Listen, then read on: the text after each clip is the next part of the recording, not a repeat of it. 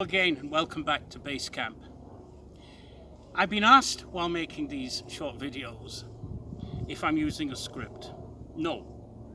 I do try and marshal my thoughts beforehand and I make some notes, but I'm not reading from a script, and the reason for that is because firstly, I want to sound as natural as possible, and secondly, if you're in an IELTS test or if you're just meeting with somebody, you also will be speaking without a script. You may have time to gather your thoughts, but I thought I should try and present these videos in as natural a manner as possible that will reflect the speech that you will be using in IELTS or in any other standard English test that contain an element of listening and speaking.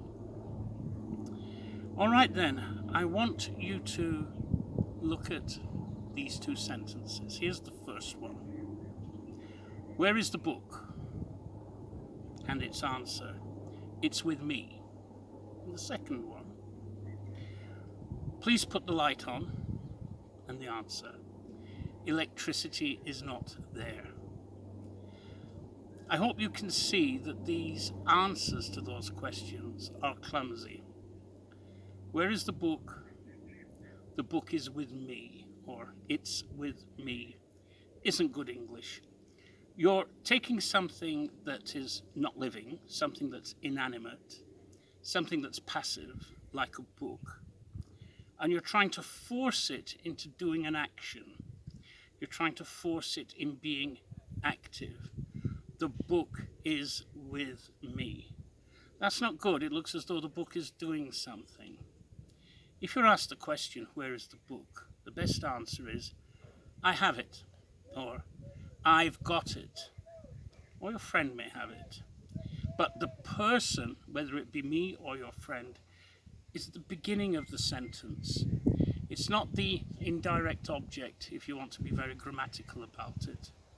But if you're dealing with objects and people, it's best to make the person the subject or the beginning of the sentence. Similarly with the question on electricity, please put the light on. Electricity is not there. That answer makes it sound as though electricity is a person or something that can perhaps move or be an active participant. Better is there's no power or there's no electricity. Now, if the book's on the table, you could quite correctly say the book is on the table. There's no conflict there. You're dealing with two objects. So again, just to make this point clear, if you're dealing with an object that's not living and you're dealing with something that is, please put the living thing at the beginning of the sentence. Where's Lawrence's car keys? He's got them, rather than they're with him. That sounds a lot better. And now I want to look at another couple of points that are pretty obvious. Listen to this phrase. I read the newspaper on a daily basis. Lots of people use that, not just in India, worldwide. And it's a redundant phrase. Listen again. I read the newspaper on a daily basis. Let's drop all this basis stuff and say the clean, crisp sentence. I read the newspaper daily. I go to my office on a regular basis. No, let's say I go to my office regularly. And you get the idea. This phrase incorporating the word basis, it's infected speech everywhere. Not necessary, clumsy. You might even read it in the newspapers. That doesn't make it correct. So, if you were told that you pay your bills on a monthly basis, I'm sure now you could correct that and say, you pay your bills monthly. And to finish this video, I want to look at a couple of other small phrases that we need to rectify. So here's my next point. So let's look at a couple of more phrases that are clumsy. One that's often heard, especially amongst schools, is He stood first in the competition. Now, it's probably a more international thing to say he came first in the competition, or even he won the competition. Much easier. And by the same token, he stood second in the competition. It's better phrased as he came second in the competition, or even better, he was the runner-up. But this stood first kind of fazed me on my first arrival in India. Wasn't too sure what it meant. And another sentence that I wasn't very sure what was meant was when I was asked, what is the strength of your school? Well, when I was asked that question, I thought a little bit, thought a long while actually, and I wondered, well, what was the strength of my school? Was it sporting prowess, or academic progress, or personal development? And it took me some minutes to realize that they were asking me how many pupils were in my school. So if you're going to be talking to somebody who's not from India and ask them what is the strength of your school or your company, then you might be wondering why they're thinking.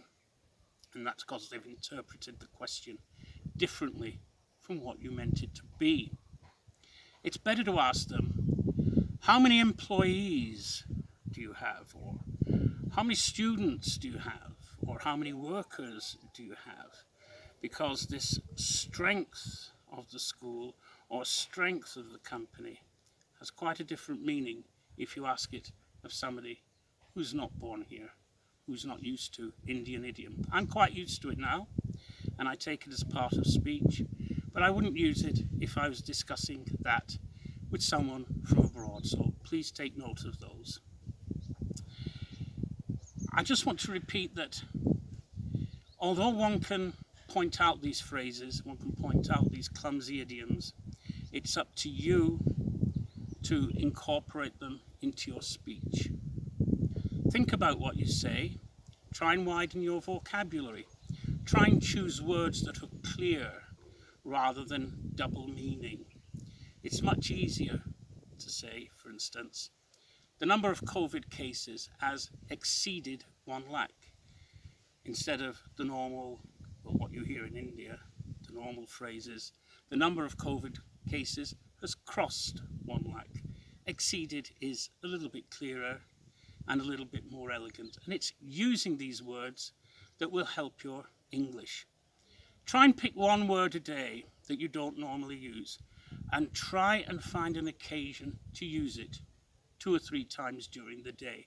You'll be surprising how quickly your vocabulary expands and how more fluent you will sound and how more authoritative you will sound.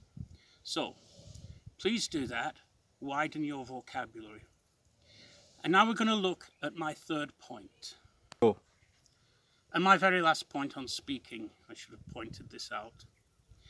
If you are traveling anywhere, if you're traveling by bus, for instance, it's very common here to say, I got down from the bus, or indeed, I got down from the car.